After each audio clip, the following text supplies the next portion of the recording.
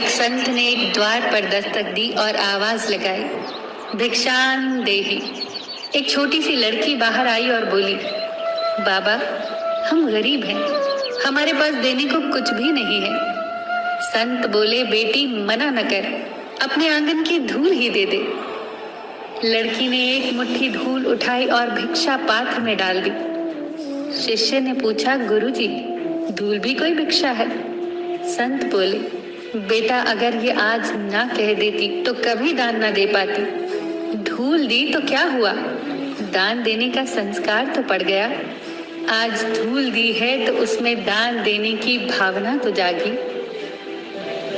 इश्क करना है तो पहला इश्क अपनी जड़ों से कीजिए, जिनसे आप शादाब हैं, यानी अपने देश से। दूसरा उस दरख्त से कीजिए जिसकी छांव ने आपको पाला पोसा, यानी अपने परिवार से। और तीसरा अपने आप से। फिर चौथे इश्क की इच्छा हो तो उससे कीजिए जिसे आपके तीनों इश्कों से इश्क हो जाए। रोटी पर घी और नाम के आगे जी लगाने से स्वाद और इज्जत दोनों बढ़ जाती हैं। किसी को स्नेह देना सबसे बड़ा उपहार है और किसी से स्नेह पाना सबसे बड़ा सम्मान है। धन और यौवन पर कभी अहंकार न करो, ये दोनों ही स्थायी नहीं है, क्योंकि धन तो कभी भी एक स्थान पर रुकता नहीं। जो आज आपका है कल किसी और का होगा। और यौवन तो आज तक किसी के लिए नहीं रुका, देखते ही देखते वो आपको वृद्धा अवस्था में छोड़कर चला जाएगा।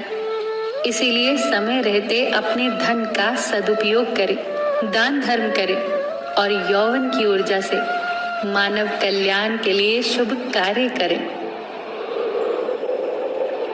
यदि आप किसी के सुख का कारण नहीं बन सकते तो किसी के दुख का कारण भी मत बनिए, क्योंकि दुख भोगने वाला व्यक्ति तो आगे चलकर सुखी हो सकता है, पर दुख देने वाला व्यक्ति कभी सुखी नहीं होता।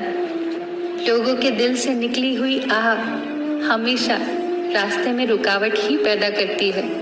ये हमेशा याद रखना कि कर्म आपकी छाया बनकर हमेशा आपके साथ रहेगा। जीवन की चुनौतियों में यदि सफल होना चाहते हो तो बल के स्थान पर बुद्धि का प्रयोग करो, क्योंकि बल आपको केवल लड़ना सिखाता है, किंतु बुद्धि जीतना सिखाती है। जिस प्रकार दुर्योधन ने वासुदेव कृष्ण से उनकी नारायणी सेना मांगकर बल को चुना और अर्जुन ने स्वयं श्री कृष्ण को मांगकर बुद्धि को चुना, परिणाम सबके सामने है। जब बुद्धि का प्रयोग करके बल को सही दिशा दी जाती है तो जीत अवश्य होती है। हर इंसान के पास इच्छाएं होती हैं, ढेर सारी इच्छाएं। इच्छाओं का होना कोई बुरी बात नहीं है। इच्छाएं ही इंसान को आगे बढ़ने के लिए प्रोत्साहित करती हैं। पर जब इच्छाएं अनंत हो जाती हैं तो वो सुकून को खत्म कर देती हैं। इसीलिए इच्छाएं इंसान के वश में होनी चाहिए, इच्छाओं के वश में इंसान नहीं।